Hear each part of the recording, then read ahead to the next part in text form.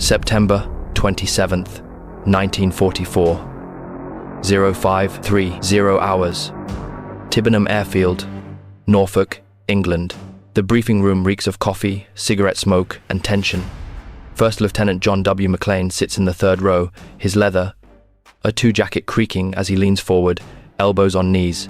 Around him, 110 other pilots, co-pilots, navigators, and bombardiers from the 445th Bomb Group wait in the pre-dawn darkness. The murmur of conversation dies as Colonel Robert H. Tyrrell steps to the platform. Behind him, covered by a canvas sheet, is the map. Everyone knows what's underneath. Another mission into Germany. The question is where? Tyrrell doesn't waste time. He pulls the sheet. Gentlemen, Kassel. A collective exhale fills the room. Deep into Germany, industrial heartland. Kassel means the Henschel Ordnance Works, EV, tanks, locomotives, ammunition. It also means heavy flak concentrations and fighter bases ringing the target like wolves around a campfire. McLean glances at his navigator, Second Lieutenant Robert Benninger, seated beside him. Benninger's already scribbling coordinates into his notepad, his thick-rimmed glasses reflecting the overhead lights. Good navigator. Meticulous. That matters when you're flying 300 miles into enemy territory. The intelligence officer takes over. Weather, cloud layer over the continent, breaks expected near the target. Fighter escort, P-51 Mustangs will accompany them to the German border, then P-47 Thunderbolts for the return leg. Expected enemy opposition, moderate to heavy. Translation, the Luftwaffe will be up. Takeoff at 0800 hours, Tyrrell continues. Assembly over Buncher 9 at Angels 12. Will slot into the main formation, 2nd Air Division, with the... McLean stops listening to the formation details. He's flown this route before, not to Kassel specifically, but the rhythm is always the same. Climb out over England. Circle until 37 B-24 Liberators find each other in the sky. Join the larger bomber stream, AT-5, hundreds of aircraft stretching across miles of airspace. Then the long straight run to the target while flak bursts around you like black flowers, and German fighters dive from the sun. He's been doing this for 6 months, 22 missions, 15 more, and he goes home. Special emphasis on formation integrity. Tyrrell says, his voice cutting through McLean's thoughts. Stay tight, the fighter cover depends on it. If you lose the formation, you're on your own. McLean feels it then, that familiar tightening in his gut. Not fear exactly, respect. Respect for what can go wrong at 25,000 feet when you're sitting in 65,000 pounds of aluminum loaded with fuel and 500-pound bombs. The briefing ends with the weather forecast, call signs, and radio frequencies. Then the chaplain stands. Some men bow their heads. Others stare at the floor. The prayer is short. It always is. Outside, the sky is lightening to grey. Across the hardstands, ground crews swarm over the B-24's final checks. Fuel topped off. Bomb bay doors open as ordnance is loaded. McLean walks to his aircraft, Flotsam, the name painted beneath the cockpit window, along with 22 small bomb symbols, one for each mission. His crew is already there. Tech Sergeant Raymond Bickle, flight engineer, stands on the wing, checking the number 3 engine. Staff Sergeant Mike Donahue, ball turret gunner, crouches near the belly turret, Mae West inflated over his flight suit. The waist gunners, tail gunner, radio operator, AFO, 10 men total, are going through their pre-flight rituals. Some write letters, some smoke, some just stare at the aircraft, as if memorizing it. McLean climbs through the nose hatch. Inside, the B-24 smells like oil, hydraulic fluid, and sweat. Benninger is already at his navigation station, maps spread across the tiny desk. The bombardier, Second Lieutenant Frank Russo, settles into the nose position, checking the Norden bomb site. Good hunting today, boys, Russo says, his Brooklyn accent thick. McLean doesn't answer. He settles into the left seat, hands moving through the checklist automatically. Fuel mixture, throttles, magnetos. At 0755 hours, the red flare arcs into the morning sky. The engines cough, then roar.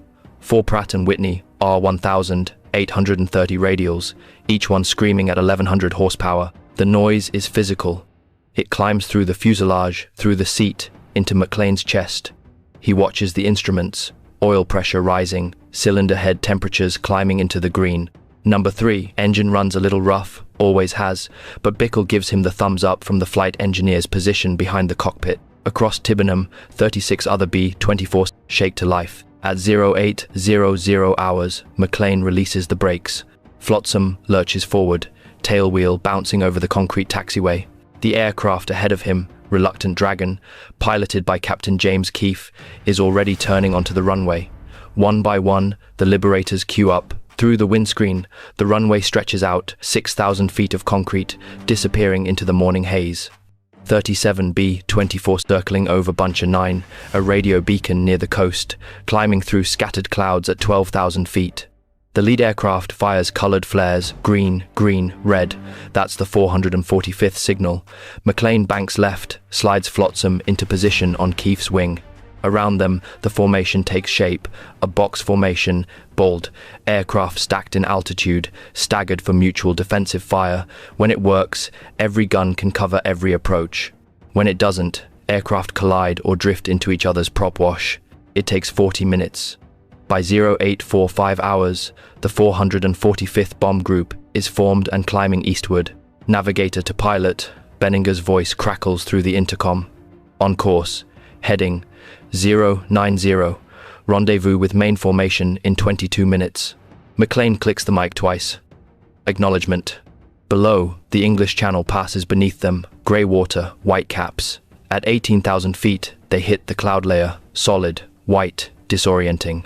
McLean tightens the formation, keeping Keefe's aircraft locked in his peripheral vision. Lose sight of the lead in the clouds, and you're alone.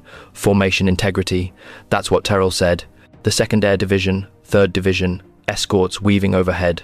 P-51 Mustangs, with their distinctive checkered noses. The 445th begins its turn to merge with the formation. And that's when it happens. Benninger's voice. Pilot, nav. Something's wrong. We should have made the turn 3 minutes ago. The lead's off course. McLean looks at the formation ahead. They should be merging now. Instead, the main bomber stream is drifting south. The 445th is continuing east, straight into Germany. Alone. Wade, try to raise the lead on command frequency. Wade toggles the radio. Gypsy leader, this is Gypsy 27. You're off heading. Repeat, off heading. Static. Gypsy leader, acknowledge. Nothing. The cloud layer below is solid again. No visual reference, just instruments and hope that the lead navigator knows what he's doing. But Benninger is shaking his head at his charts, rechecking calculations. The 445th is supposed to be part of a stream of over 800 bombers, safety in numbers. Fighter escorts rotating in and out. Now, 37 B-24s are flying alone, 30 miles north of where they should be. Navigator to pilot. We are definitely separated from the main formation. Estimate we're over Eisenach. Repeat, we are off course and alone. McLean feels his hands tighten on the yoke. He looks out at the formation. Still tight, still together. But the P-51s that were supposed to escort them deep into Germany, they're with the main formation, somewhere over the horizon. The 445th Bomb Group is naked. Radio operator to crew. Staff Sergeant Ed Woolen's voice cuts through the intercom. I'm picking up German radio traffic. A lot of it. Fighter directions. In the belly turret, Donahue rotates his position, scanning the sky below. The waist gunners, Sergeants Bill Harris and Tom Cavanaugh, pull back the charging handles on their 50 caliber machine guns. The tail gunner, Sergeant Joe Ramirez, swivels his twin 50s, searching the blue sky behind them. 24,000 feet above Germany. No escorts. No main formation. Just 37 American bombers flying straight and level toward Kassel.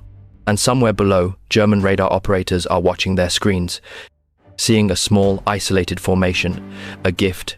McLean keys the intercom. All crew, pilot, keep your eyes open. We're alone out here. The words sound hollow even as he says them. Below the clouds, at Luftwaffe fighter bases around Kassel, Achmer, Rheine, Gütersloh, Eek, alarm bells are ringing. Pilots sprint across tarmacs toward Focke-Wulf, 190, and Messerschmitt, 109. Engines cough to life, ground crews pull chocks. The hunters are scrambling, and the 445th Bomb Group flies on, unaware that they have minutes left. Oberleutnant Karl Fischer pushes the throttle of his Focke-Wulf 190 forward, and the fighter leaps off the runway at Gütersloh. Behind him, 11 more WW-190s claw into the air. The entire Gruppe, VO, 3 squadrons, 48 aircraft, 05, is scrambling. Fischer's headset crackles with voices. German, clipped, efficient. Boxcar formation, heading 110. Angels 2-4, no escort visible. Fisher grins behind his oxygen mask. Boxcar, American slang for the B-24 Liberator. And no escort? The Jagdwaffe has drawn blood before, but an isolated bomber formation this deep into Germany? It's Christmas morning. He banks east, climbing through 20,000 feet. Around him, the sky fills with German fighters. Not just his group. Messerschmitt 109 from Achmer, more FT 190 from Rheine. Sturmgruppe fighters, ER, heavily armored, designed specifically to break bomber formations. They're all converging on the same coordinates. 150 fighters against 37 bombers. Fisher levels off at 25,000 feet and sees them. Black specks against white clouds. The B-24s are in a tight box formation, stacked in 3-ship elements. From this distance, they look almost beautiful, geometric, precise.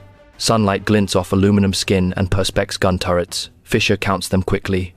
33, 34. He stops at 37. All aircraft, this is lead. Attack from 12 o'clock high. Press the attack. Break them. Fisher rolls, inverted, and dives. Inside Flotsam, Staff Sergeant Mike Donahue rotates the ball turret, sweeping the sky. His world is perspex and steel, a sphere barely 4 feet across, suspended beneath the bomber's belly. 250 caliber machine guns jutting forward. His knees drawn up to his chest. Cramped. Cold. But the best view on the aircraft. He sees them first. Ball to crew, fighters, 12 o'clock high. Jesus Christ, there's dozens of them. McLean snaps his head up. Through the windscreen, he sees what Donahue sees. The sky ahead is suddenly filled with enemy aircraft. They're diving out of the sun, Focke-Wulfs and Messerschmitts, their wings winking with cannon fire. All guns, engage. The nose guns open up. Russo, the bombardier, swings the twin 50s mounted in the nose and squeezes the triggers. Tracers arc into the sky. The every 5th round, a bright streak. The top turret behind McLean's head roars to life, shaking the entire cockpit. Bickle is firing, tracking a FAO 190 as it screams past at a closure rate of 500 miles per hour.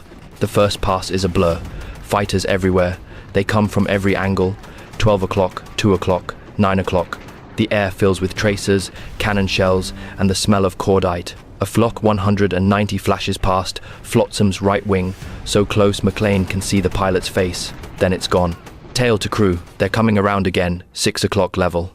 Ramirez, in the tail turret, opens fire. His twin 50s hammer away, shell casings cascading into the fuselage. A Messerschmitt 109 bores in, nose guns flashing.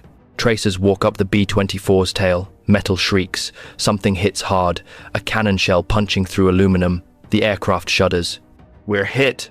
Rudder damage. McLean fights the yoke. The rudder pedals feel mushy. The B-24 wants to yaw right. He compensates, trimming hard left. Around him, the formation is under full assault. Every aircraft is firing. The sky is a web of tracers, outgoing and incoming. Then the first B-24 dies. It's made in USA, flown by Lieutenant Edwin Stever. A FOF 190 comes in from 2 o'clock, firing a sustained burst. The right-wing fuel tank explodes. Orange flame engulfs the wing root. The B-24 rolls inverted, the burning wing folding upward. It drops out of formation, trailing fire and smoke. McLean watches, helpless, as it spins toward the cloud layer below. No parachutes. Stay in formation. The group leader's voice over the radio. Maintain interval, keep firing. But the attacks are relentless. The German fighters aren't making single passes and running. They're staying, circling, attacking again and again. Fisher and his pilots know they have time. No American escorts are coming. They can take their time. Pick the bombers apart. A second B-24 takes hits. Liberty Bell, piloted by Captain Thomas Jacobson. Cannon shells shred the cockpit. The perspex explodes inward. Jacobson slumps forward, dead. The co-pilot grabs the yoke, but it's too late. The B-24 noses down, out of control, and collides with Hell's Fury below it. Both aircraft disintegrate. Wings separate. Fuselages tumble. Bodies and debris scatter across 3,000 feet of sky. 20 men gone in an instant. Radio to crew. I'm getting calls from all over the group. Aircraft going down, multiple shoots in the air. McLean risks a glance left. The formation that was tight and disciplined 5 minutes ago is ragged now. Gaps where B-24s used to be. Smoke trails. Aircraft with one engine feathered, struggling to maintain altitude, and still the German fighters come. Donahue, in the ball turret, tracks a Messerschmitt. He leads it, waits for the angle, fires. His tracers converge. The fighter's engine explodes in a spray of coolant and fire. It rolls away, trailing smoke. Ball to crew, got one. But for every German fighter damaged, 3 more take its place. The mathematics are brutal, 150 against 37, and the 37 are losing. Fischer pulls out of his third pass. His ammunition is running low, but he can see the bomber formation is breaking. Aircraft are scattered across the sky, some are burning. Others are trying to turn back west, trying to run. He keys his radio. All aircraft, press them, finish them. The Luftwaffe tightens the noose. 0942 hours. 4 minutes into the attack. Flotsam shudders as another cannon shell punches through the left wing. McLean sees the hole appear, jagged, 20 inches wide, right through the fuel tank. Fuel streams out, vaporizing in the slipstream. The number 2 engine starts losing power, RPM dropping. He's already lost 15% manifold pressure on number 3. The B-24 is bleeding. Engineer, can you transfer fuel from... The top turret explodes above his head. Not explodes. That's not the right word. It simply ceases to exist. A 20mm cannon shell from a diving 4-190 hits the turret dead center. The perspex dome shatters. Bickle's body is torn apart. Blood and hydraulic fluid spray across the cockpit ceiling. McLean feels something hot splash across his neck. Wade screams. Just screams. Pilot to crew, Bickle's dead, top turret's gone. No response needed. Everyone heard it. Everyone knows. Around Flotsam, the sky is apocalyptic. To the right, Ole Terre is corkscrewing down, both right engines on fire, streaming smoke like a comet. McLean counts 3 parachutes. The crew is 10 men. 3 parachutes. To the left, Bosch Buster takes a burst from a Messerschmitt. The bomb bay doors rip open. Bombs tumble out, premature release. They're not armed yet, but the weight shift is catastrophic. The B-24's nose drops violently. It plows into chute luke below it. Both bombers crumple. Wings snap off. The wreckage tumbles earthward in a twisted embrace of aluminum and fire. 14 more men dead, just like that. Radio to pilot, groups breaking up, leads calling for each aircraft to take evasive action. Evasive action. In a B-24 Liberator, the aircraft cruises at 215 miles per hour, weighs 30 tons, and handles like a freight train. Evasive action means gentle S-turns and praying. McLean banks right, then left. A 4-190 overshoots, its burst going wide. Donahue, still alive in the ball turret, tracks it and fires. Misses. The fighter climbs away, untouched. Waist to pilot. Harris is hit. Harris is hit. In the waist, Sergeant Tom Kavanagh drops his gun and scrambles to where Bill Harris has collapsed against the fuselage. Harris's flight suit is dark with blood. A cannon shell fragment caught him in the chest. His eyes are open, staring at nothing. Kavanagh keys the intercom, his voice shaking. Pilot, Harris is gone. 2 crew dead. Aircraft damaged. And they're still 90 miles inside Germany. Above them, Daisy May is fighting for life. Lieutenant Charles Grainer, the pilot, has lost 2 engines and the tail section is mostly gone, sheared off by cannon fire. The tail gunner, Sergeant Andrew Molnar, is dead in the wreckage. Grainer is trying to keep the aircraft level, but it's losing altitude, 1,000 feet per minute, then 1,500. Daisy May to any aircraft. We're going down, bailing out. The intercom clicks off. Parachutes blossom beneath the dying bomber. 1, 2, 5, 7. The B-24 rolls onto its back and spirals into the clouds. Fischer makes his 4th pass. His ammunition is exhausted, but he stays with the formation, calling out positions to the fighters still loaded. He sees a B-24 ahead, A-24 ahead, 3 engines running, the 4th feathered. Smoke from the tail section. It's wounded, vulnerable. Green 6, target at your 2 o'clock low. He's yours. A Sturm 4-190, Ein-Chi, heavily armored, with 4 20mm cannons, Ein-Chi, rolls in. The pilot, Feldwebel Hans Bauer, doesn't fire until he's within 200 meters. Point-blank range. When he does fire, the effect is catastrophic.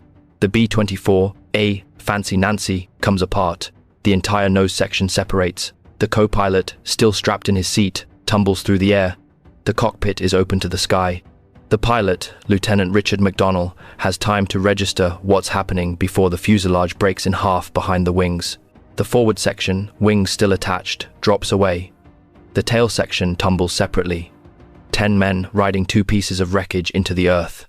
094, 4 hours, 6 minutes since first contact. The 445th Bomb Group no longer exists as a coherent formation. Aircraft are scattered across 50 miles of German sky. Some are burning, some are trying to limp west. Some are simply gone, vaporized in mid-air collisions or blown apart by cannon fire. In Reluctant Dragon, Captain Keefe is still alive, still fighting. His left waist gunner is dead. His radio operator is dead. His ball turret gunner bailed out 3 minutes ago when fire spread through the aft fuselage. Keefe has 2 engines left, and the control surfaces are barely responding. A Messerschmitt 109 makes a head-on pass. Keefe sees the nose guns flashing. He hunches behind the instrument panel. USA. Instinctive. Useless. Cannon shells walk up the fuselage. The windscreen shatters. Something hits Keefe's left arm. Hot. He looks down. His flight suit is soaked red. The co-pilot, Lieutenant James Wilson, grabs the yoke. I got it. But the hydraulics are gone, the control cables are severed, the B-24 rolls left, picks up speed. They're in a graveyard spiral. Bail out, Wilson screams into the intercom. Bail out, bail out. Keefe unbuckles with his good hand, stumbles toward the nose hatch. Behind him, the surviving crew, Cinque, 5 men left from 10, are already jumping. He sees the navigator dive through the hatch. Then, the bombardier. Then, Reluctant Dragon enters a flat spin. The centrifugal force pins Keefe against the fuselage. He can't reach the hatch, can't move. The altimeter unwinds. 15,000 feet, 10,000, 5,000. Captain James Keefe dies on impact 3 miles northeast of Göttingen. McLean is still flying, still alive. Flotsam has 2 engines left, holes in both wings, no top turret, and a dead flight engineer lying in his own blood. Wade is crying, not sobbing, just tears running down his face as he mechanically scans the engine instruments. Navigator to pilot. Benninger's voice is eerily calm. Recommend, heading 270. Get us out of here. Copy, coming to 270. McLean banks west, running, no shame in it now. The mission is over, survival is the only objective. Around him, the few remaining B-24 seconds of the 445th are doing the same, scattering, running for their lives. The German fighters pursue for another 10 minutes, then break off. They're low on fuel and ammunition. They've done their work. Behind them, the sky over Germany is filled with parachutes, smoke trails, and falling wreckage. 25 B-24 Liberators destroyed. 6 minutes. Second Lieutenant Robert Benninger tumbles through space. The slipstream tore him from Flotsam. No, that's not right. He jumped. He remembers jumping. After McLean gave the order, after the number 1 engine seized and the fire spread to the wing route and there was no choice left. He pulls the ripcord. The parachute deploys with a violent jerk that nearly dislocates his shoulders. Suddenly, the chaos stops. It's quiet, peaceful, almost.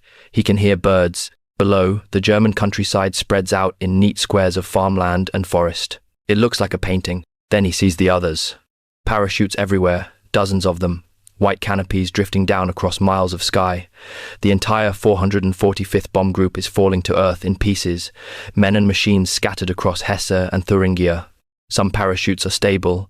Others are tangled, spiraling. One isn't moving at all, the body limp in the harness, already dead from flak or cannon fire before he jumped. Benninger looks up at his own canopy. Intact. He checks his body. No holes, no blood. He's alive. For now. The ground rushes up. He remembers the training.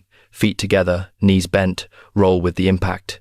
He hits hard in a plowed field, tumbles, and the parachute collapses around him. For a moment, he just lies there, staring at the sky, breathing. He's alive. He's also in the middle of Nazi Germany. Benninger struggles out of his harness, pulls out his escape kit, print, compass, maps printed on silk, German currency. The plan is to move west, reach Allied lines, evade capture. That's what the briefing said. Move at night, avoid roads, find the underground resistance. He takes 3 steps before he sees them. 2 German soldiers, running across the field, old men. Really, Volkssturm, Home Guard, too old for the real fighting. But they have rifles. One of them is shouting, "Halt! Hände hoch!" Benninger raises his hands. The war, for him, is over. 5 miles south, Staff Sergeant Mike Donahue is having better luck. He landed in a forest, his parachute catching in the upper branches of an oak tree. It took him 20 minutes to cut himself down. Now he's moving west through the trees, staying low, avoiding clearings. He doesn't know if anyone else from Flotsam made it out. He saw McLean still in the cockpit when he jumped. The pilot was fighting the controls, trying to give the crew time to escape. Wade was there too. Russo, the bombardier, jumped first, then Woolen, the radio operator, then Donahue himself, tumbling out of the belly hatch into freezing air and chaos. He doesn't know if they made it. He walks for 3 hours, heading west by the sun. He hears dogs in the distance, search parties. The Germans are efficient. They know approximately where the bombers went down. They'll sweep the area systematically.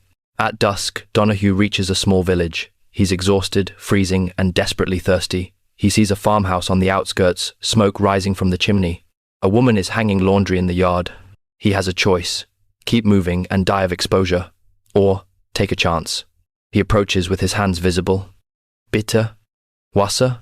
The woman turns. She's maybe 60, grey hair, weathered face. She looks at his flight suit, his Mae West life vest still strapped on. She knows exactly what he is. For a long moment, she says nothing. Then she gestures to the house. Come and see. Inside, she gives him water. Bread.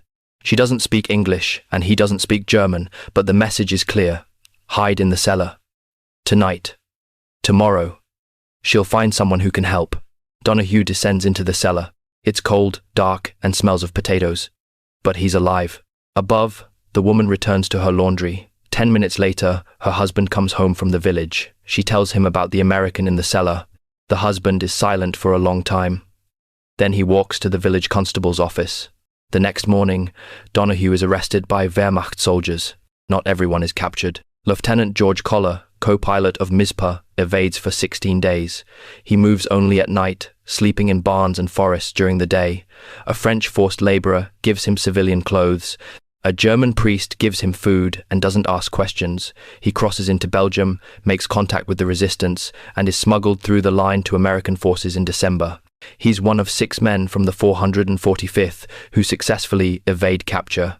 121 others aren't as lucky. By nightfall, on September 27th, German military police have rounded up most of the survivors. They're processed at collection points, FIA, names recorded, wounds treated, personal items confiscated.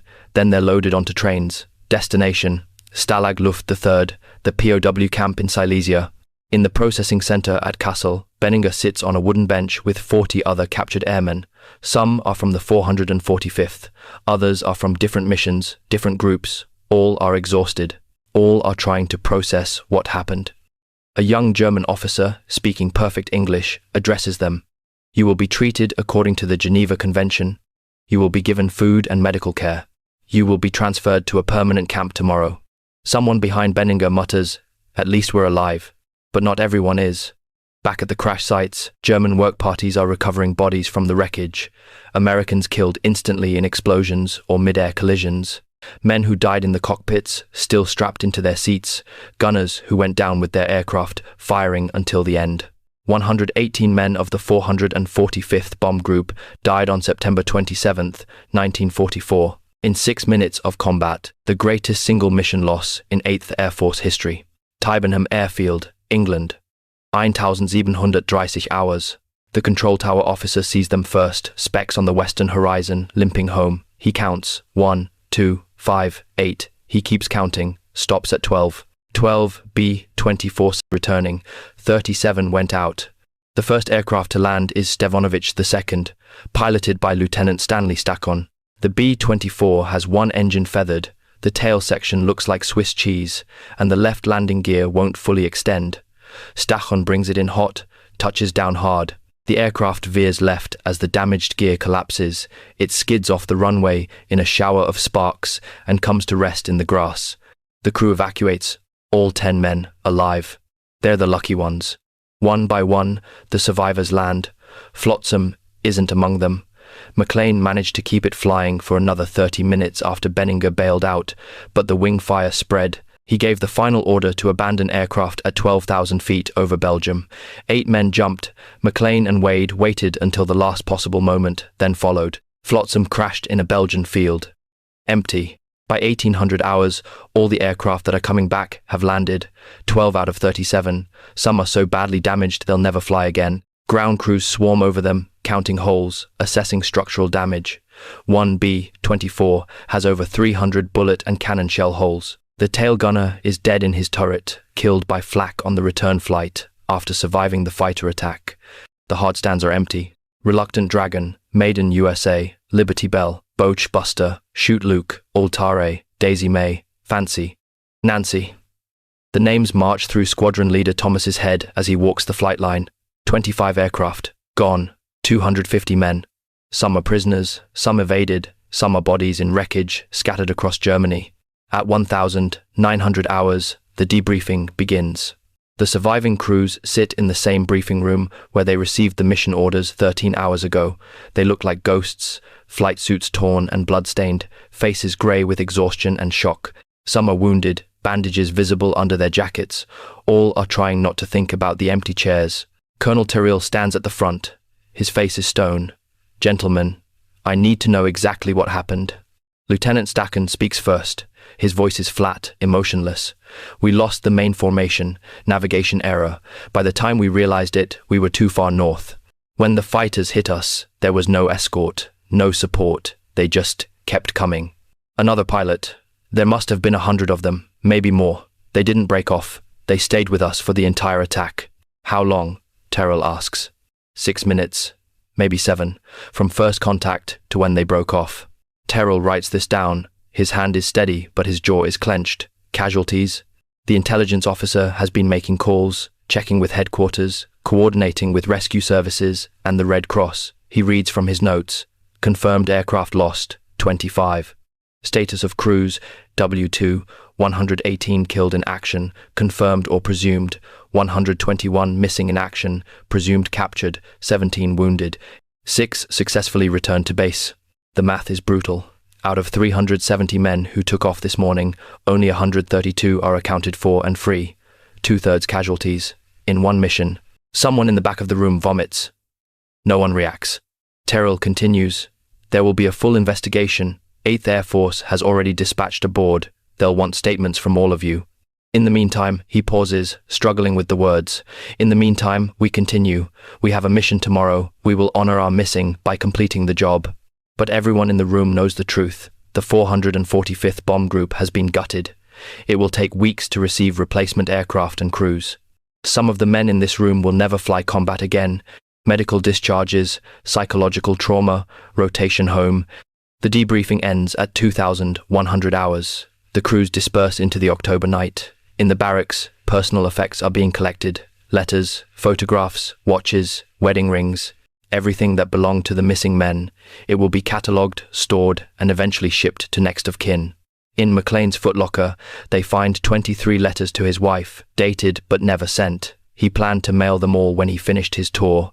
There's also a photograph of a woman holding a baby. On the back, in McLean's handwriting, Linda and John Jr., March 1944. The effects officer adds it to the inventory. Outside, the empty hardstands wait in the darkness. Someone has already painted over the names on the aircraft that won't be coming back. Standard procedure. New bombers will arrive, new names will be painted. The war doesn't stop. But tonight, Tibbenham Airfield is a graveyard. The wind moves through the empty dispersal areas.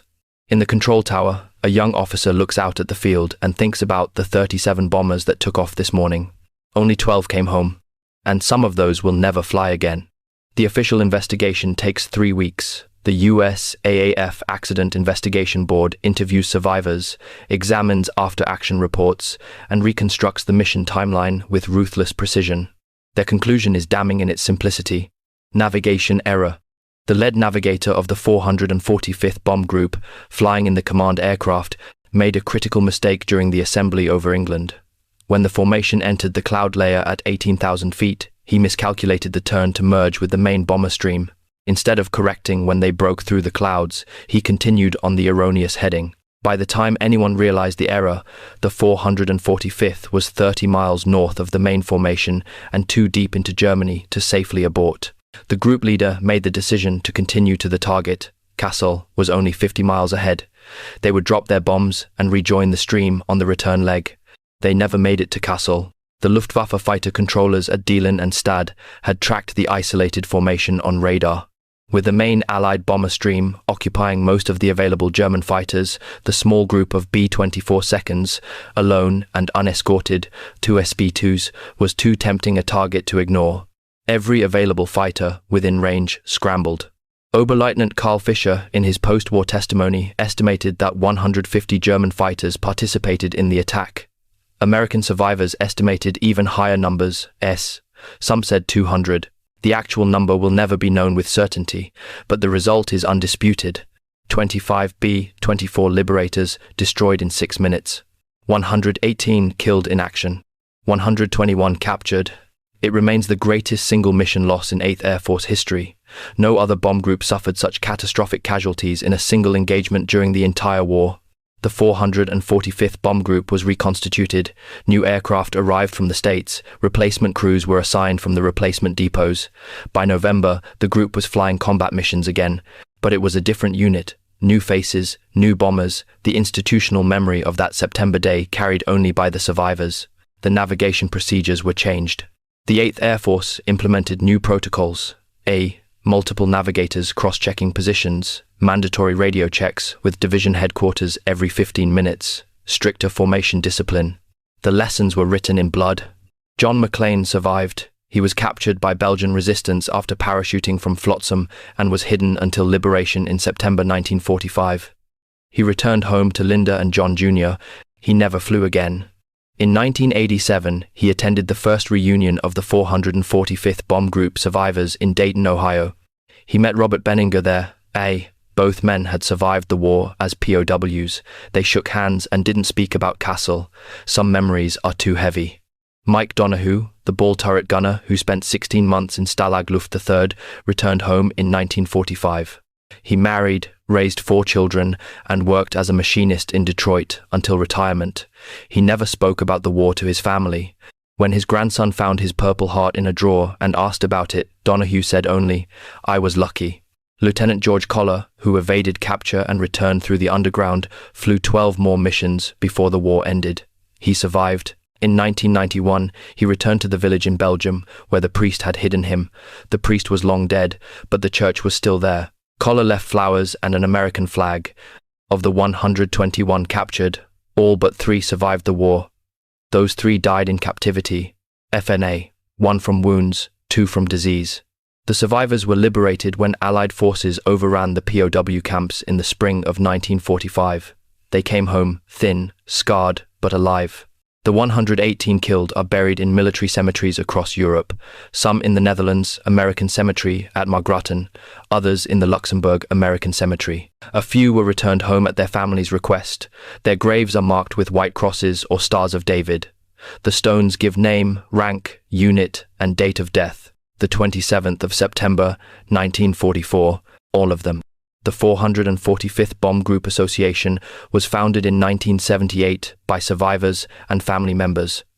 Every year, they gather to remember. The roster shrinks each reunion. Veterans in their 80s now, then 90s, then gone.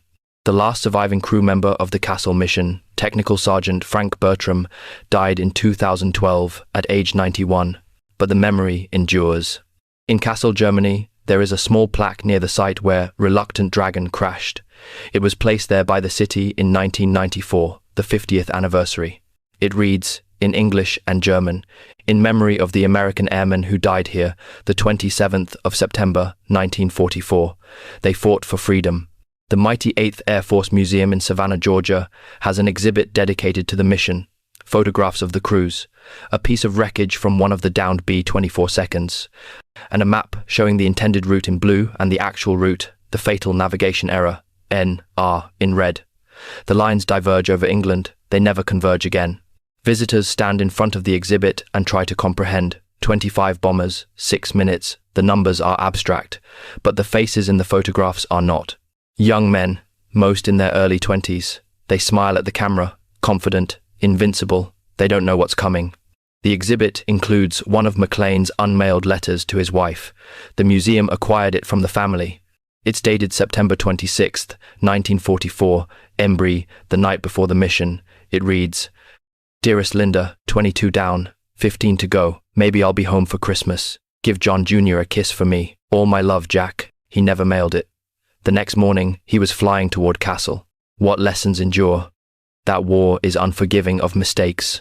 That courage cannot compensate for tactical error. That young men die for the decisions of others. That 6 minutes can erase 370 lives. That some ended instantly, others forever changed. The men of the 445th Bomb Group went to war believing in something larger than themselves. Freedom, duty, the defeat of fascism. On September 27, 1944, they paid a price that defies comprehension, not in a climactic battle or a famous last stand, but in a navigation error and a sky full of enemy fighters. They deserve to be remembered, not as statistics, not as the greatest single mission loss, but as men, pilots and gunners, navigators and bombardiers, sons and husbands, fathers. They flew into Germany on a grey October morning. Most didn't come back, but they flew, and that matters.